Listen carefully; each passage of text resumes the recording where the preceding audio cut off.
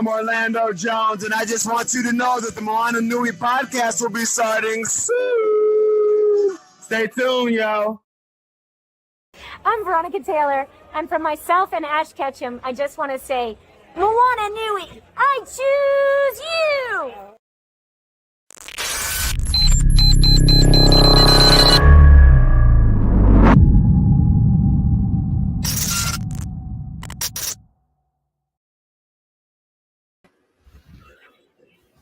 Aloha, welcome everyone to the Moana Nui podcast for this evening in partnership with Papa Ola Lōkahi. And so today we're going to talk about paradise, and I am your moderator for tonight, Hawaii Souza.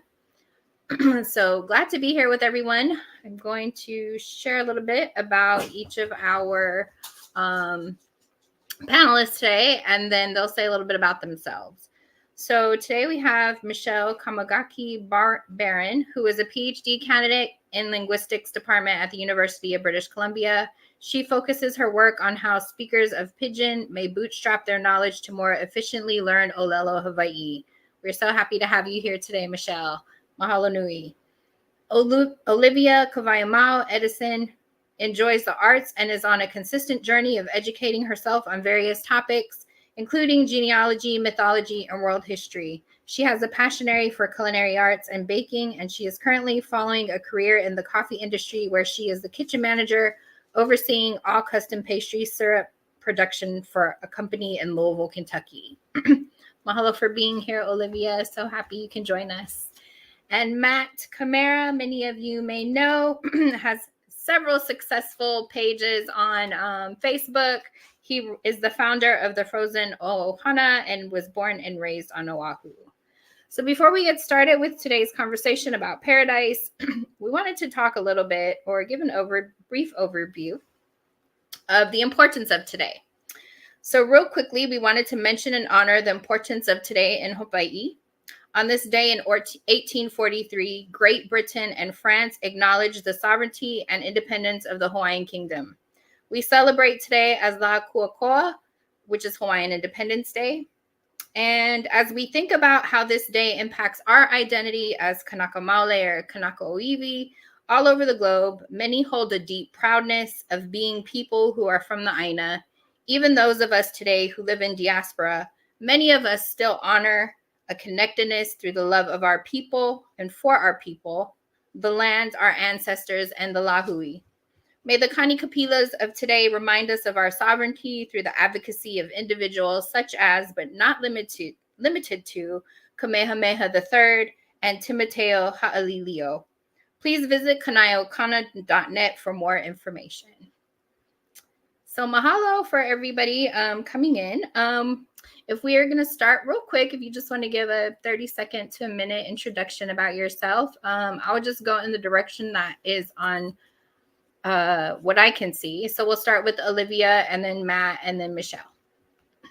All right. My name is Olivia Edison. I am from Louisville, Kentucky. I am currently the kitchen manager of a growing coffee company. In Miss Richam. I enjoy baking and creating kind of a Hawaiian Southern fusion of pastries. And yeah, that's a little bit about me. Aloha mai kako. My name is Matt. First of all, I want to say thank you for allowing me the opportunity to participate in this conversation. As Pauahi mentioned, I was born and raised in Kaneohe, Hawaii, and now I live in Minnesota.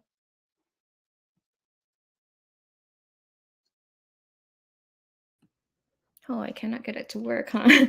Aloha, everyone. Thanks, Pauahi, so much for inviting us all here and for holding this space for us. Really appreciate it. Yeah, my name is Michelle Kamikaki Barron. I was born and raised in Honolulu, and my family moved to Hawaii from Japan in the late 1800s. So right kind of at that turn of the, right when the occupation kind of started to happen, right at that time. And my family kind of did plantation work with coffee field. But my work now is just in the Department of Linguistics at UBC in British Columbia. And I do language work mostly and trying to advocate for Lalo Hawai'i and teach people like Canadians about, Hawaiian and Pidgin is a lot of fun. So it's nice to meet everybody here. Hello again for everybody being here. I'm so glad you guys got to come. Okay, so let's talk about paradise. So where does this topic even come from, right? So many of you may know, especially the panelists here. First, let me say this would not be possible without the Moana Nui podcast and without Papa Ola Lōkahi. So thank you for sharing and having this space for us and with us to be able to bring these types of conversations to the table. So paradise, it's one of those things that I have been working on through my PhD work. Michelle and I happen to go to the same school. And so I look at paradise as a social determinant of health, right? And so even the term social determinant of health is really like conflicting, because what does that even mean? So basically, what are these factors that like paradise in itself creates that is problematic? And so some of those things that we see that we'll discuss more about is when people think about paradise, they often associate it with certain things or certain places. And there really is not a clear understanding of where paradise is or what paradise is. And so that's how I come to this term, kind of thinking about like, what is paradise? Where is paradise? And how has it caused issues for Kānaka Maoli? So that's how we got here. And I'm so glad that I have the three of you, because you bring many different perspectives, especially for us in the diaspora, right? For Matt, who lived home for a long time and then moved, away. Olivia, who had just went home for the first time this year. And for Michelle, being a generational local. And so we have different perspectives of like what this looks like. So we're going to start with one of the questions. The word paradise is often derived from many languages, but comes from like the Greek language, as it stems from the word paradisos, meaning a garden or an enclosed park or a pleasure ground. So in general terms, outside of thinking about like Hawaii as paradise, in general terms, how do you define or think about paradise? And so this question is for anybody. But if you guys have a hard time, like who needs to go first, I can totally ask somebody to go first. But this question is for anybody. I can go first. It took me a little bit, like I thought about it for honestly the past week. I even looked up various definitions of paradise, and one that stuck with me was from the Cambridge Dictionary that said, paradise is a place or condition of great happiness where everything is exactly as you would like it to be. So that gave me a mindset of paradise can change based on each individual. So for me, I always had this idea of Hawaii being like this place of paradise just based off of images, because this was my first time going home. And when arriving there, I don't want to say it was a letdown. It was like a big hug. It felt like it was home more so than it felt like paradise. And when people think of paradise, they think of lush and like green and beaches and water and things like that. And paradise to me is not that. And I realized that when we stayed in Maui, we stayed in different places all over the island. And I was able to see bits of history, current, and where my family comes from. My family is from Hana, Maui. And paradise for me was a point. I really had a moment of, this is beautiful for me. So I got to connect with the land, the Aina, and walk in Hamoa Beach. And for me, that was a moment of like, okay, this is my idea of paradise. So for me, it's what we create in our mindset. So that's how I thought about it. Yeah, that's really beautiful. One thing that I always say is, you know, when people say that Hawaii is paradise, or when the people think about paradise, there's no conceptualization, or there's no understanding that paradise is actually our home, right? So like the way that other people may feel about it is not the same way that we feel about it. Because like you said, it wasn't a letdown, but it was more like a, wow, this is my home, you know? So thanks for sharing and reflecting on that. Michelle or Matt? For me, when the question was originally posed to me, from a high level perspective, I think it's easy to say this is paradise or this is paradise and whatnot. But as Olivia mentioned, the more I sat and thought about it, it really did encourage me to think a little deeper. It's interesting being involved with this conversation. Looking back, if you had asked me this question, let's say 15 years ago, I would tell you yes, definitely 100%. Um, being born and raised in Hawaii, at the start, yeah, Hawaii's got arguably the best beaches in the world, the best weather, the best sand, the best watercolor, water temperature, and the list goes on. I mean, Hawaii is the best. Um, as I've grown and my knowledge has gotten deeper and my understandings of things have gotten better, it's definitely changed my perspective. To me, is Hawaii paradise? Yes. Although I'm confident to say, even against majority, I think my perception of paradise is a little different than what others may perceive it as. And I'm interested to get into the conversation and share a little more of that.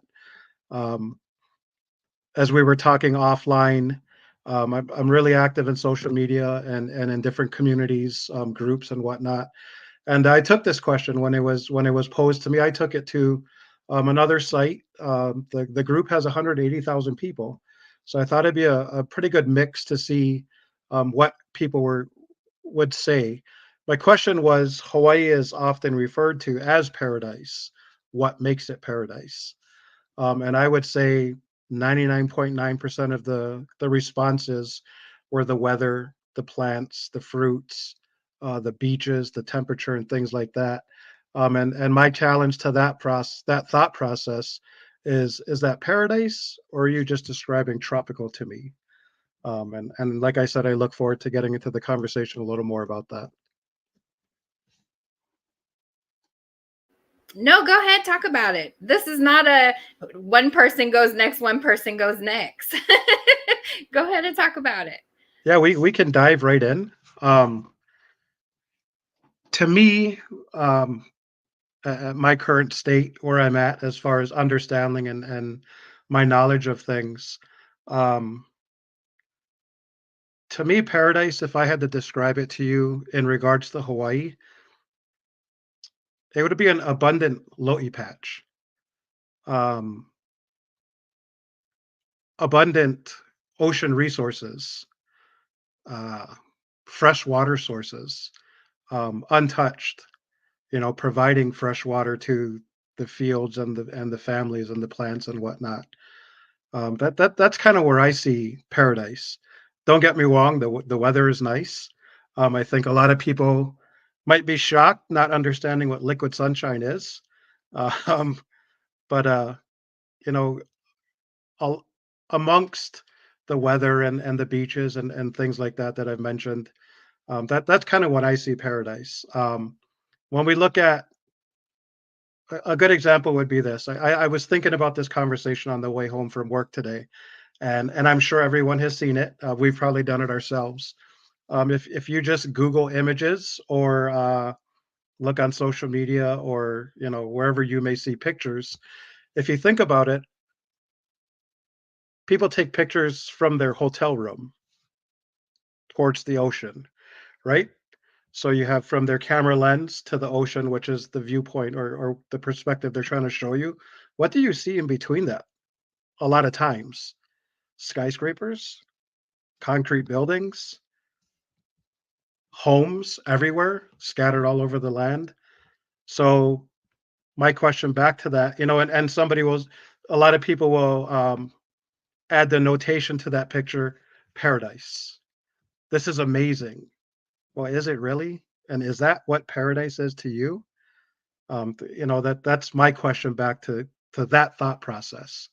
I'm not saying that it's wrong or right, but there's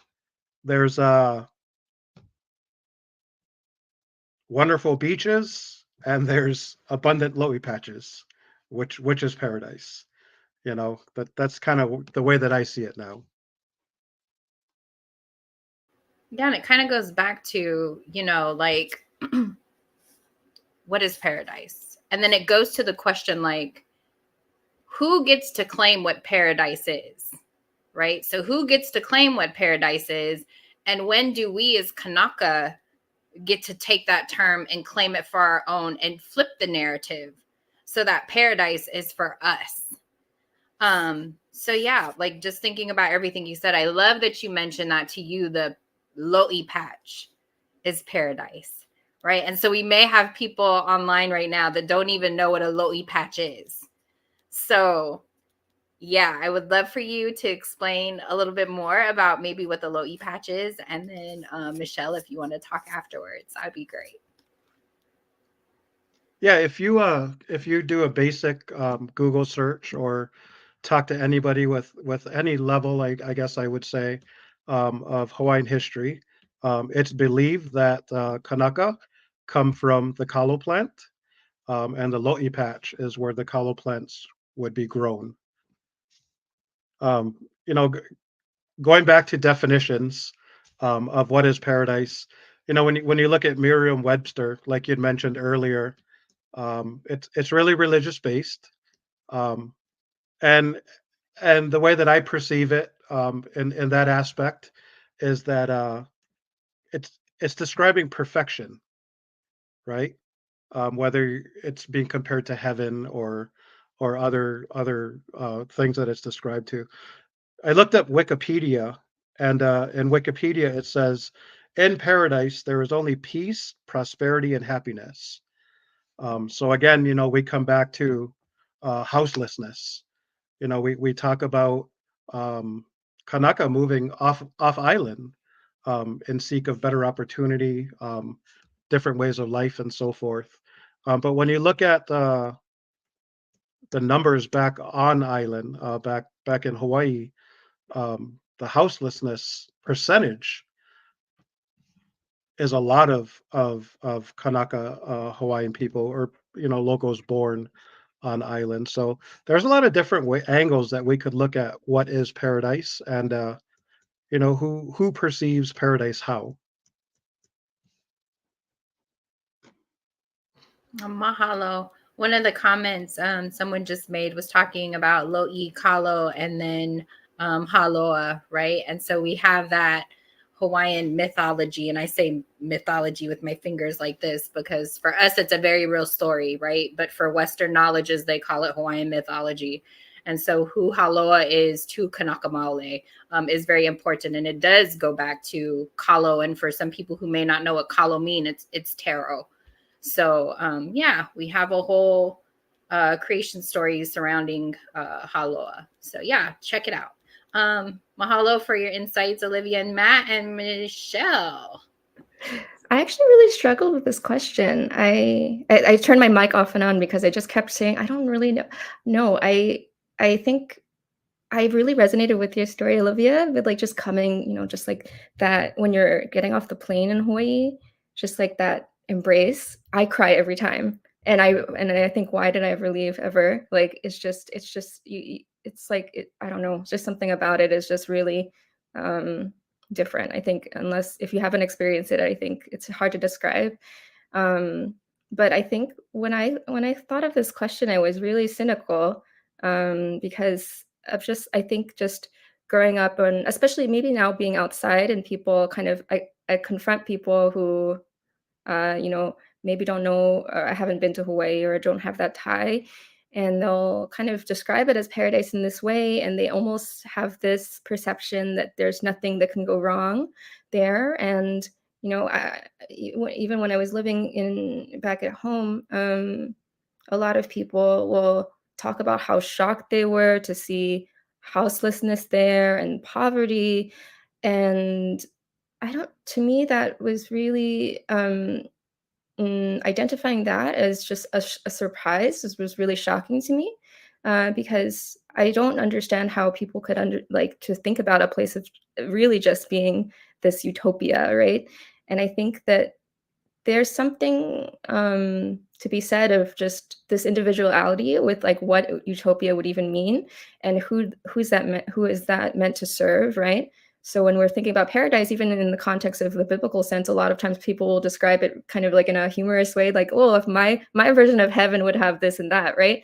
And it makes me think of how, the way that Hawaii is commercialized, it's to fit a certain type of person's idea of paradise or idea of a utopia, and it fits this and that, right? But that's not exactly something that aligns with a lot of people that are, have ties to Hawaii, especially Kānaka interests, right?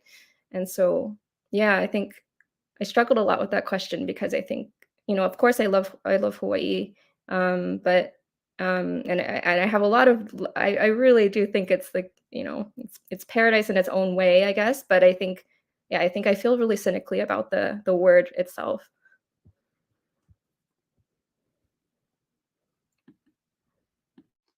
It's interesting to bring up the point of tourism and the word paradise, and how people would perceive it from that aspect.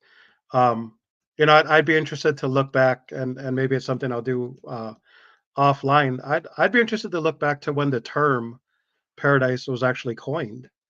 If it was at the beginning of tourism and things like that, because that makes a ton of sense to me.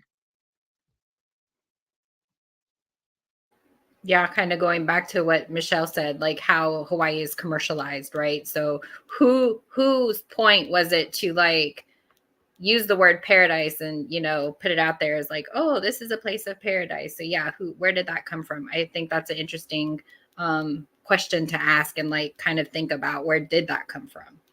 So since we're kind of here, let's talk about, why do you all think, because we're kind of talking about this anyways, why do you all think people associate Hawaii and paradise synonymously? I know you all have alluded to this a little bit, but do you think there's more there besides the beaches that people would, view Hawaii as paradise? Or do you think it's just, like you said, Matt, is it just a tropical thing? Yeah, from the aspect of seeing it from folks that visit the islands, I think that's what's catered to them. That's what's presented to them as, this is Hawaii. Hawaii is paradise, and the tropical beaches and the soft sand and the watercolor and temperature and whatnot. One thing to challenge people back that describe Hawaii as paradise, in the context of beaches and things like that, is, what did you learn? When you were there, did you learn anything? Or did you just go to the beach, or, whatever you did there? Did you do anything within a community? Did you meet anyone? Did you talk to anyone? It's interesting, again, from this social media site that I posted this question on. There was a handful of folks that also answered the Aloha Spirit, and it's been really tough to sit back quietly, but I genuinely did want to see what other people's responses would be. But if you're telling me that Hawaii is paradise because of the beaches and the flowers and the plants and whatnot, then what is the Aloha Spirit to you? What are you defining? When Michelle and Olivia talk about getting off that plane and immediately getting emotional, crying, feeling that sadness when it's time to leave. Your na'au is home. Anyone that understands would know how hard that is to describe, and that's where I'm struggling a bit here. But your na'au is home, and that's what you're feeling. You're feeling your connection to your home. Um, and I don't think that's what other people are feeling when they're saying the aloha spirit is what makes Hawaii paradise. People meaning visitors, you know.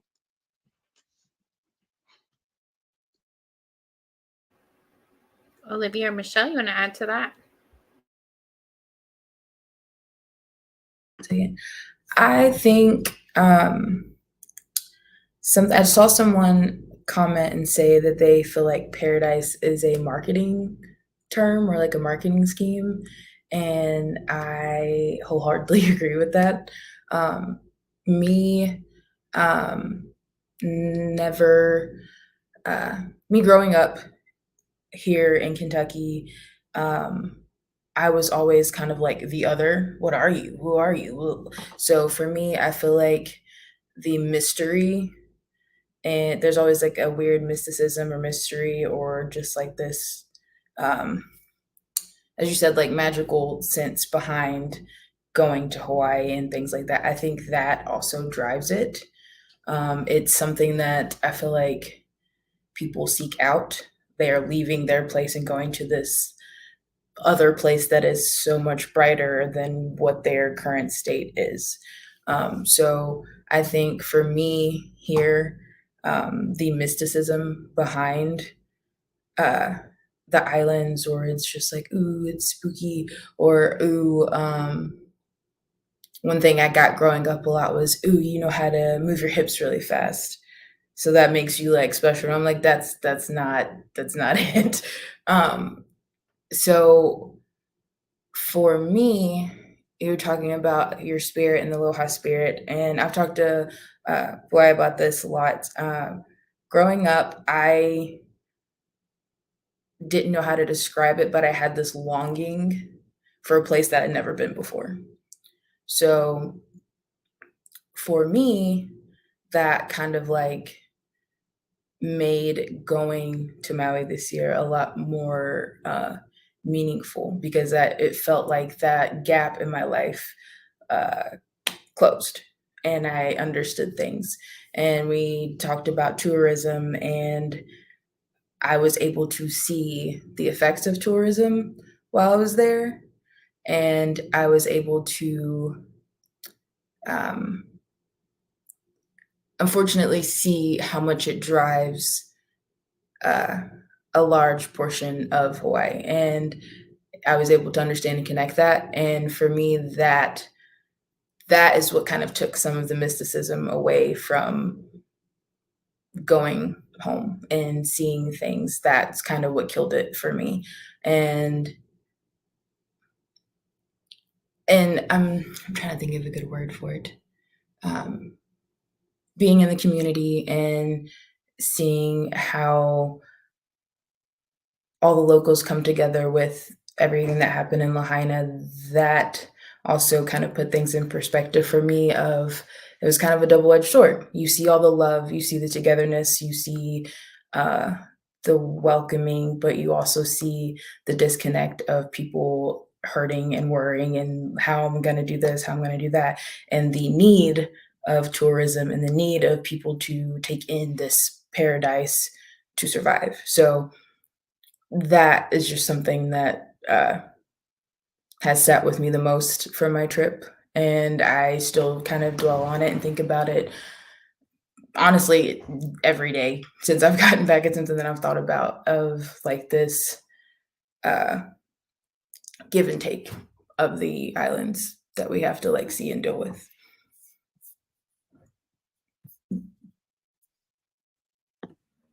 I also really resonated with what the commenter said about marketing. I think it was going back to what we were saying before as well, with just marketing for who, right? And like whose idea is paradise, and whose idea is this, basically who's this market consume, or who's the consumer in that market, right? it makes me think a lot about just the illegal annexation as well. Just like, the justification of the annexation of Hawaii was kind of with this idea that it was a military necessity for the United States, right?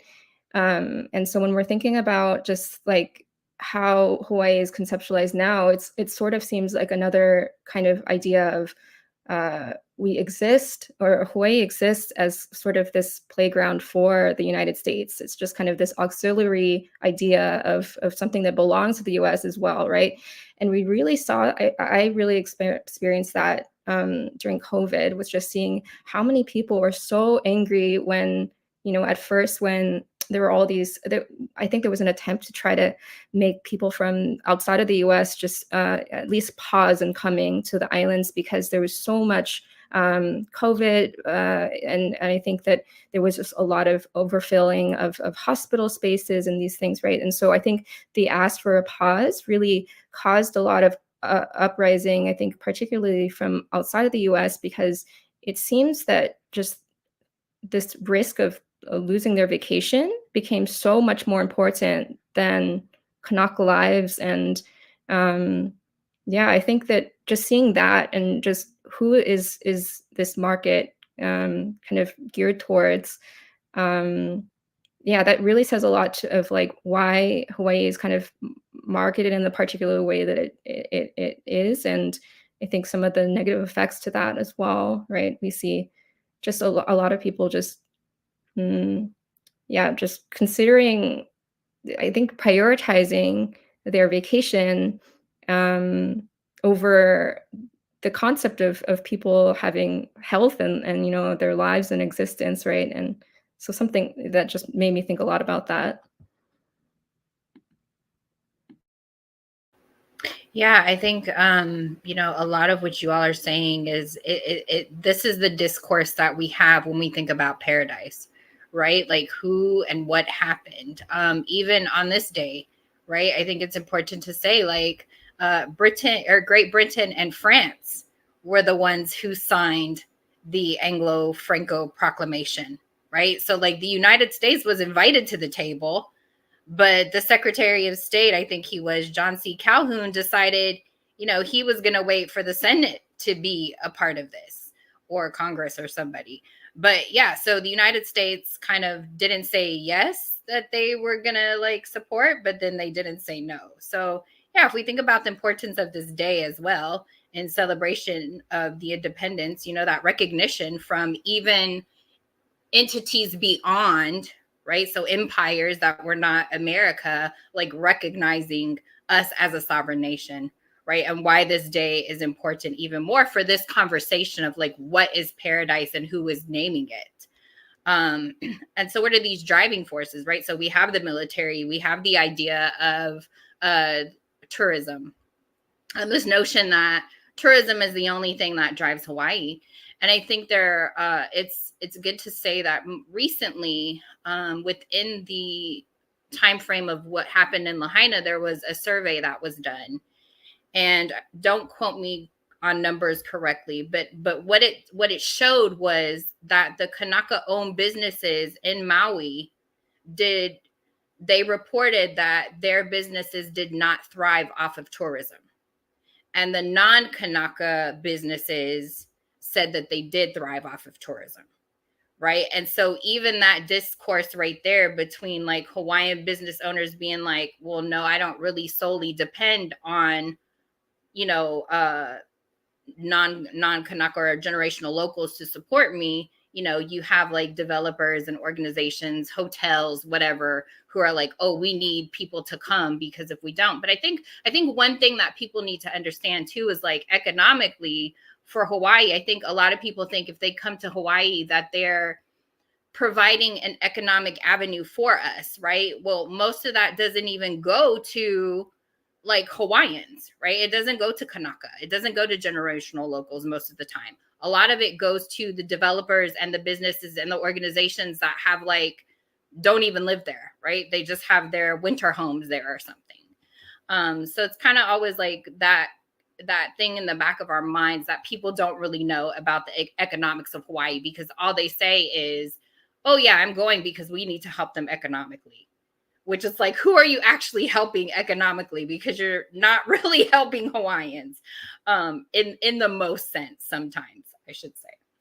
So yeah, very rich discussion we have going on. So let's get to another question since we have a little bit of time. How has your perception of paradise changed over time, or has this been something that you've thought about? I know we've talked a little bit about this, but also, why do you think everyone wants to experience paradise?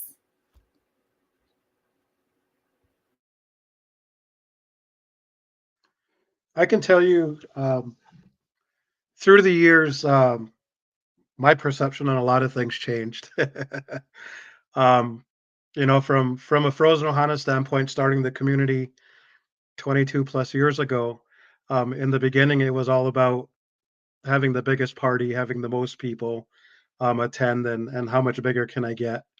And as time progressed, and like I said, as I started learning, maybe maturing a little bit, it's really turned into, what am I leaving behind? What am I paving for the future generations to walk?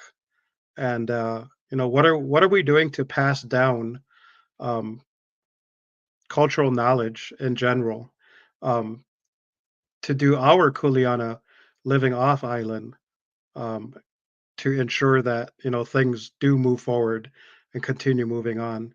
And when I translate that into paradise, like I said in the beginning, if you asked me 15 years ago to describe Hawaii and paradise, I would have told you beaches and everything that I normally hear now. And now I'm at a place where, paradise to me is like I said, sustainable water, fresh water, um, abundant ocean resources. Um, I don't know that there's much we can do to any of the concrete jungle per se that's already up, but I do feel that there's a lot of work we could do to slow it down. Paradise is definitely not oppression and gentrification. Um, and in that aspect alone, that reminds me that there's a lot of work to be done, whether we live off island or on island.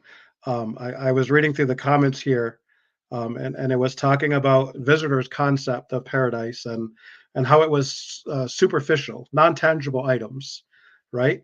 And then that comment went into, they're just comparing scenarios and enjoying nicer options while in Hawaii, and that it's difficult for them to have a true appreciation unless there's an understanding.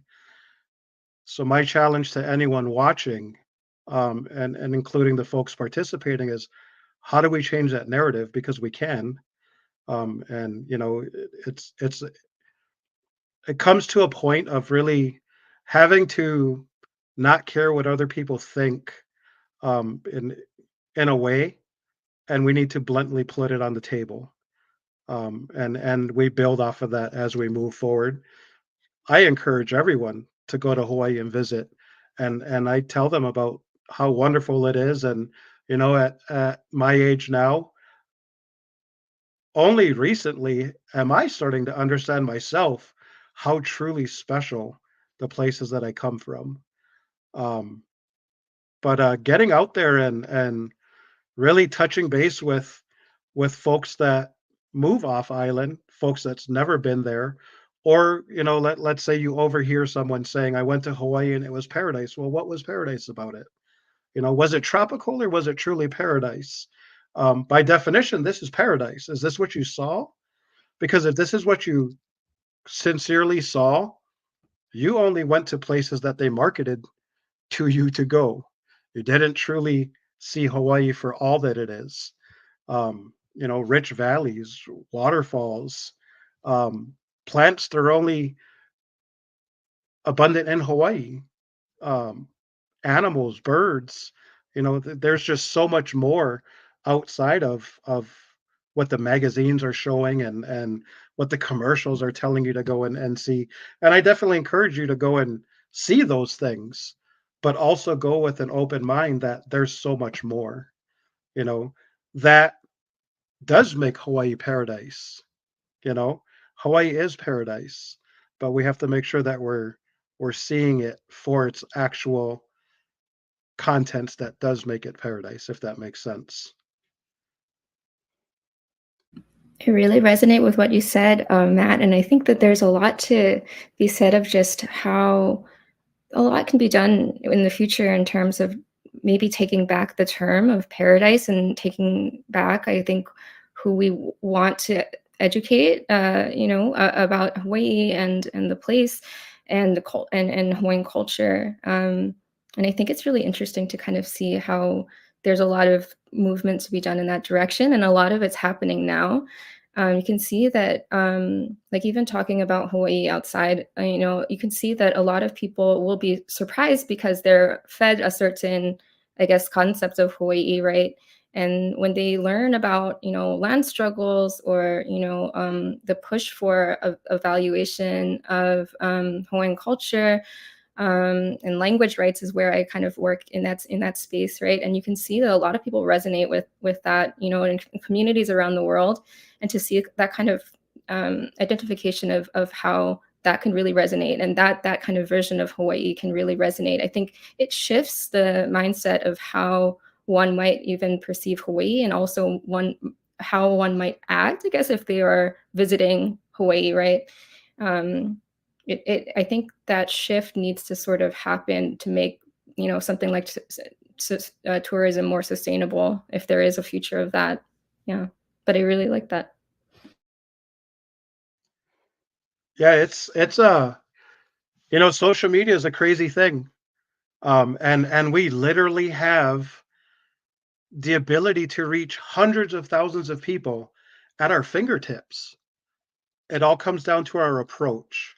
And that's a lesson that I definitely learn every single day, in my contacts that I have, whether it's in person or on social media or through emails or through any of the ventures that I'm involved with. Um, but learning how to approach and engage different groups has really humbled me. Number one, it's put me in a position, I would say forced in a certain way, to let in and respect other people's perspectives, and has taught me the ability to engage into meaningful conversations from those points. And where I'm going with this is, for example, if we get on Facebook and we look up Hawaii travel or Hawaii tourism, or just search groups, you'll find groups 100,000, 200,000, 300,000 people.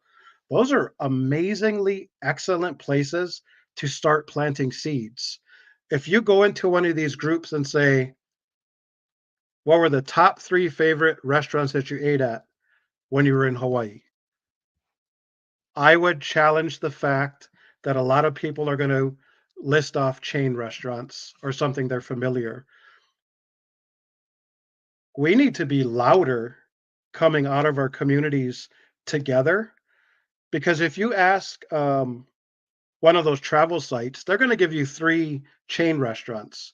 If you come into the more local Kānaka Hawaiian sites, they're going to give you 3 local businesses, to go and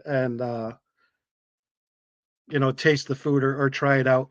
And that goes back to what we were talking about, as far as, does Hawaii need tourism? Yeah, it does. Unfortunately, that's just the reality of it right now. Is Hawaii too dependent on tourism? Personally, I believe so. And using Maui as an example, that tells you clear as day it was. But using that example, it also shows us that there is so much runway for good works into driving business into these Kanaka-owned businesses, Hawaiian-owned businesses, local-owned businesses, that the opportunities are endless. We just really need to get out there and get a little louder now.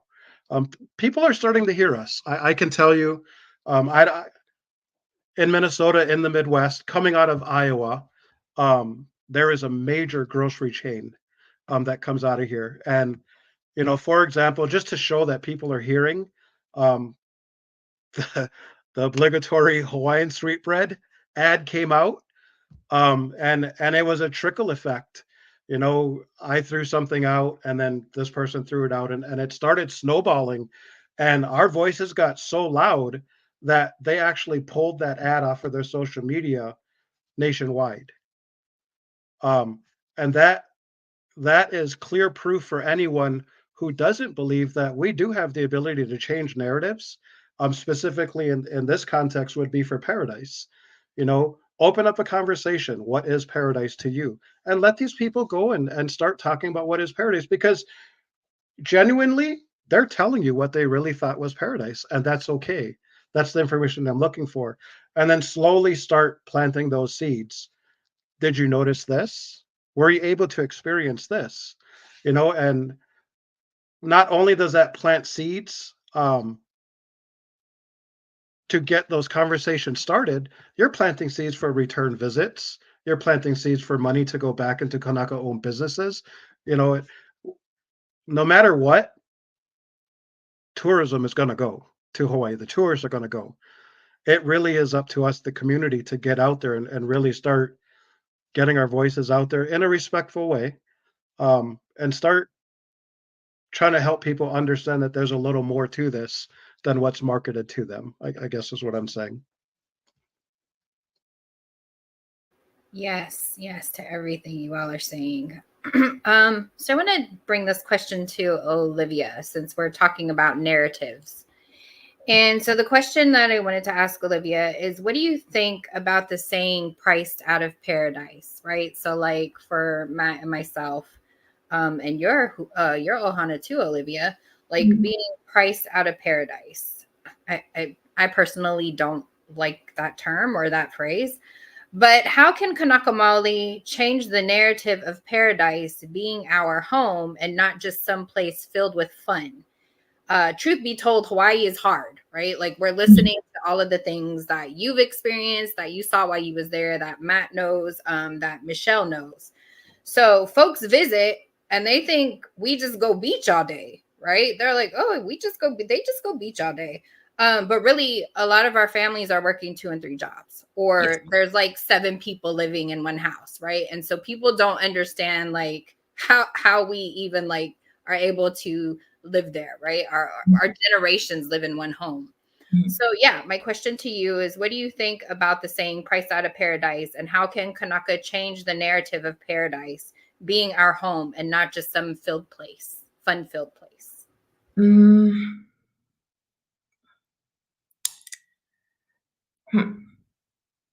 For me, the first thing that came to mind is to educate one another.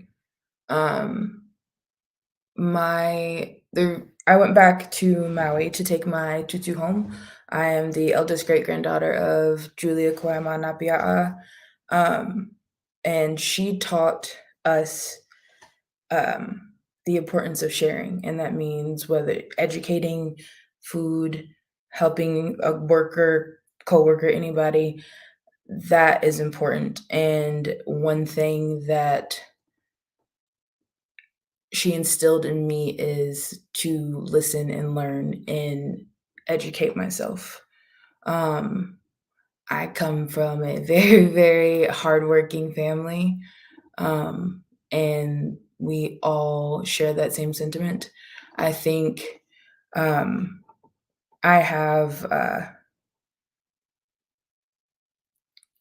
was able to meet my great-grandmother's cousin, or her younger cousin, and her name is Cecilia Kupau, and she is actively still fighting for Hawaiian sovereignty.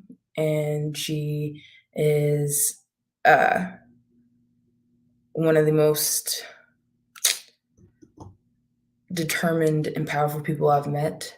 And she told me that educating myself and knowing my genealogy is what is important on restoring our people and restoring our land. And that is something that I've taken back with me. I think if we teach each other and For me, I'm trying to get out of, because growing in Kentucky, I have a very what's the mindset? There's a very I mindset. I take care of me. But growing up, you have a family, you take care of your family. And I was able to see the importance of that when I was there. I think knowing that information and being able to share and uplift one another and learning to alelo, and these are important things that help make us who we are.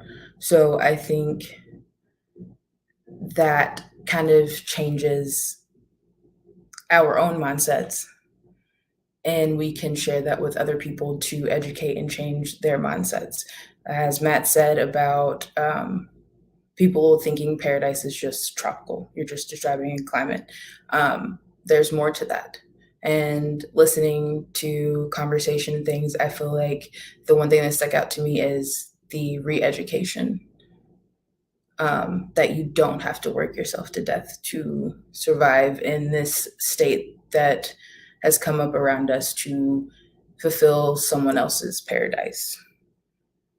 So I think that's it. Yeah, mahalo for that. I think that, right, with colonialism and settler colonialism, we do have this idea of I, when really, like, that's not how our community ran. You know, that's not how it was many, many moons ago. So yeah, Matt or Michelle, do you all want to add on to that? Maybe like, how do we change the narrative?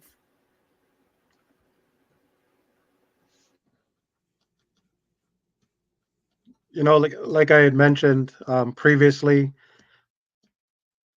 we literally have the opportunity at our fingertips, and the way that we change the narrative is to get out there and start talking. Do it. You know, wake up every day and do it.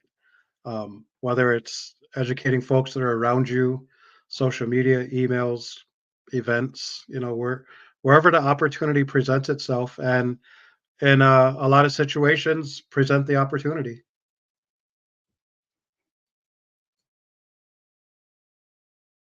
I think also starting from, you know, from our local communities, and just kind of, you know, focusing or kind of like shifting the priority, I think, to Hawaii and, you know, what is actually valuable to the community, I think is really important.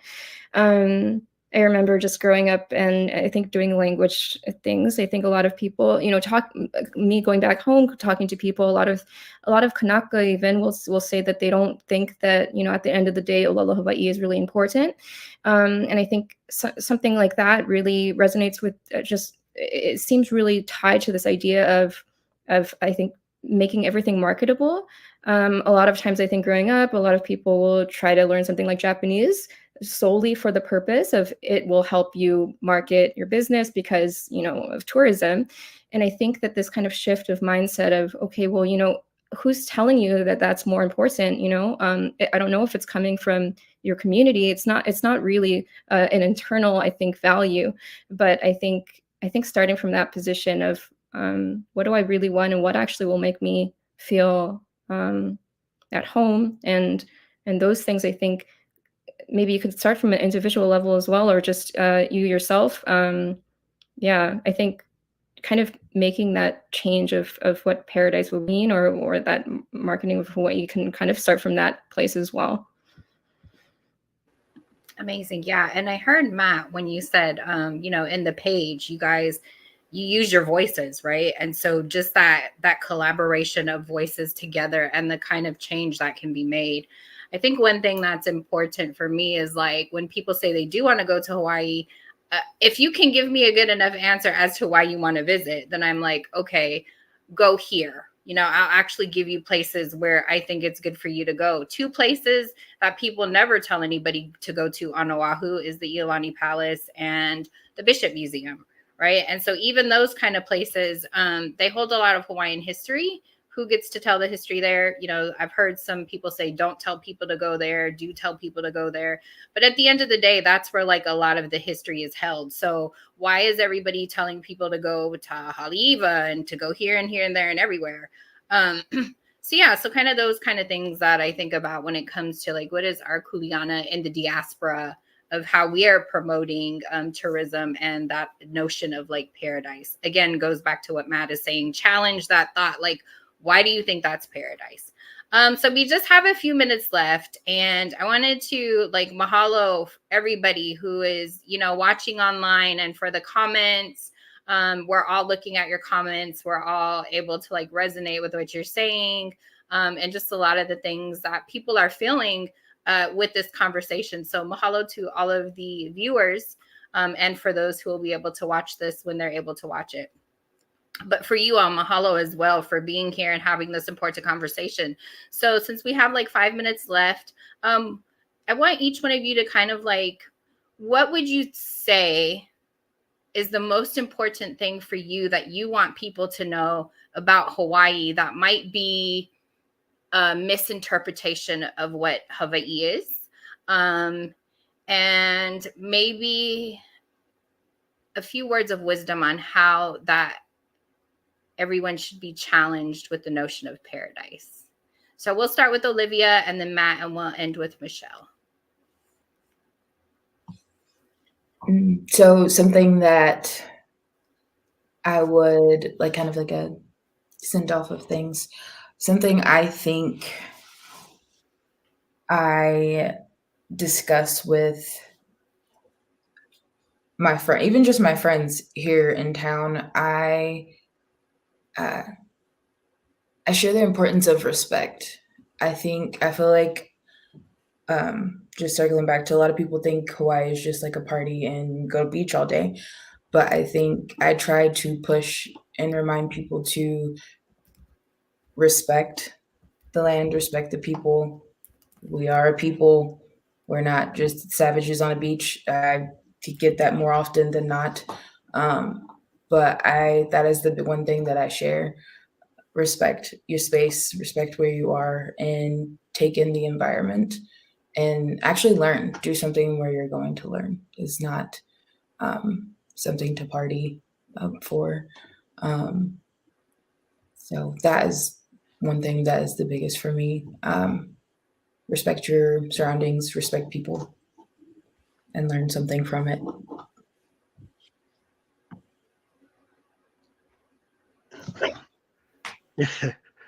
I wish there was a way to make it mandatory that first-time visitors or visitors that haven't been have to go to Iolani Palace or Bishop Museum. I wish there was some sort of way to check it off on, you know, let's use a passport, for example. You get a stamp. You get the Iolani Palace stamp or the Bishop. You can't go back on the airplane that go back to your home until you visit these places. Here's why. Hawaii is spiritual. Mm-hmm. Hawaii is sacred. Hawaii is packed full of history. Hawaii is beaches, nice sand, nice water. If you understand the sacredness and the history and the spiritualness, when you do have that party in the water at the beach, it's going to have a little more meaning. When you do go on those hikes, climbing up those mountains, understanding what happened in those specific valleys and mountains, it's going to be a little more meaningful to you.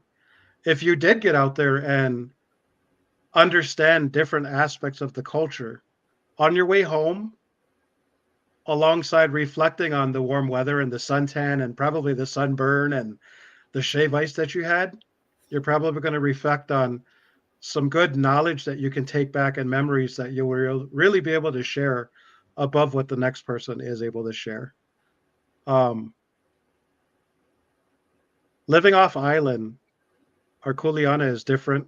Our roles are different. In a way, it's harder, you know. But man, what an amazing opportunity we have to promote Hawaii and educate folks, even folks that, let's say they lived in Hawaii born and raised, lived there for 40 years, for whatever reason, moved off island, now live in your area. They're going to go through a shift themselves, you know, in the first 1 to 2, maybe 3 years. Things are going to change for them, and showing them, you know, how we can get out there and really help and still be involved and be a part of the culture and help support things back in Hawaii, even though, Minnesota, I'm, what am I, 4,000 miles away, something like that. Um, we just have an amazing opportunity to get out there and promote Hawaii for all it is, including what is being marketed to people. But we have the opportunity to promote everything, every aspect of what Hawaii is, um, in hopes that people do visit and come back learning more and understanding more and experiencing it in such a deeper way, the way that I think Hawaii should be experienced.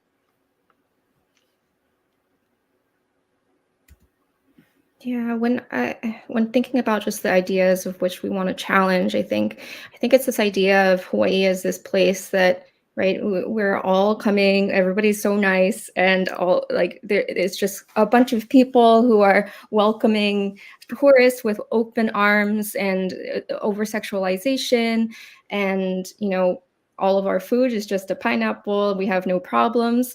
I think it really would want that kind of concept to be challenged, because these do lead to really severe negative consequences of Kānaka as well as generational locals.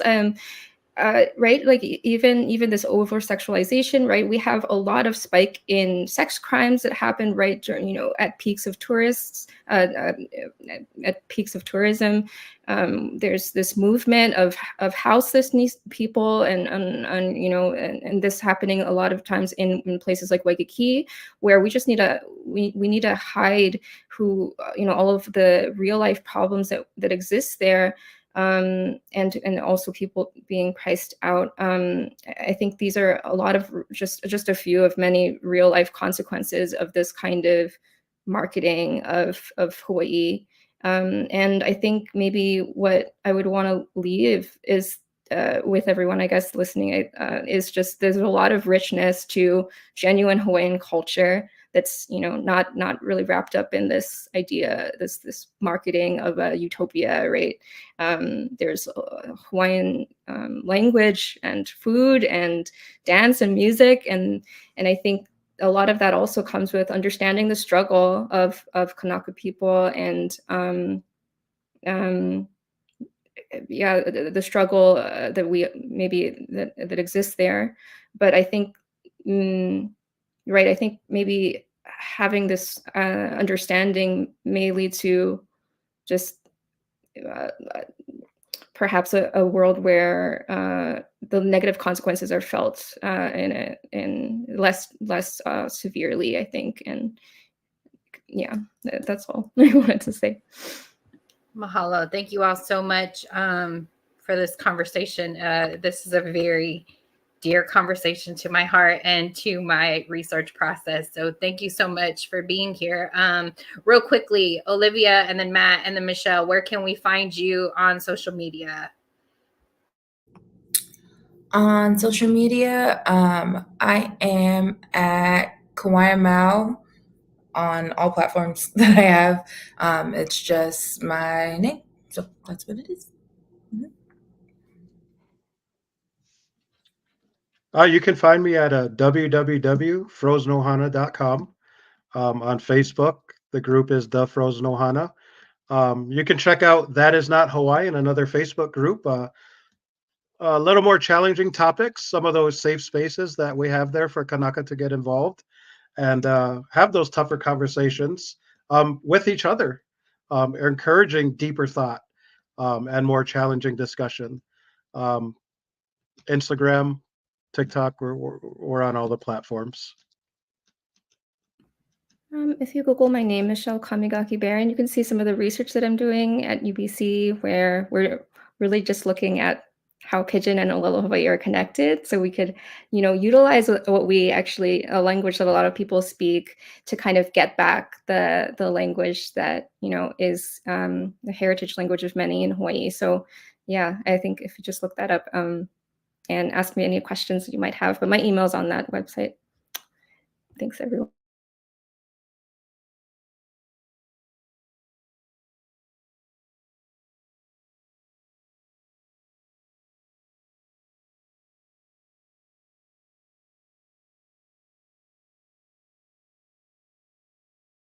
Oh, I stick talking. You guys can't hear me. I was saying mahalo nui to all the viewers and mahalo to you all again, especially to Moana Nui podcasting and to Papa Ola Lōkahi for making space for us to have these kind of difficult and generous conversations, and to bring the diasporic perspective into some of these conversations. So mahalo nui for everybody being here, and to all the viewers and to all the panelists. I appreciate you all for being here today with us. Ohui ho.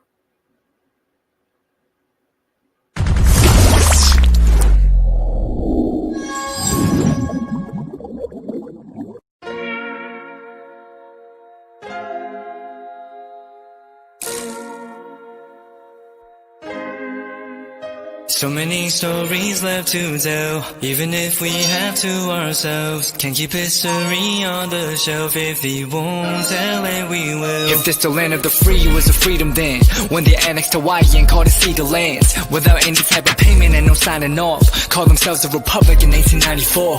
1.2 million acres overtaken from the native Hawaiians. When they resisted, the West retaliated in violence and erasure. The Hawaiian language is banned as part of colonialism's plan to expand, yeah.